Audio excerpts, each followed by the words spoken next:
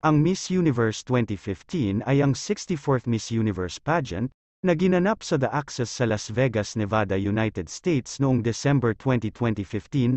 Ito ang unang edisyon ng pageant na gaganapin sa ilalim ng pagmamay-ari ng WME, na bumili ng Miss Universe organization mula kay Donald Trump noong 14 ng Setyembre taong 2015.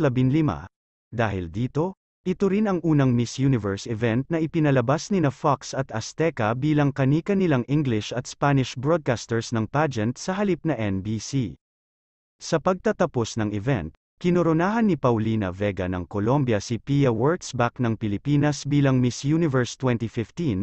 Ito ang unang tagumpay ng Pilipinas sa loob ng 42 taon, at ang ikatlong tagumpay ng bansa sa kasaysayan ng pageant.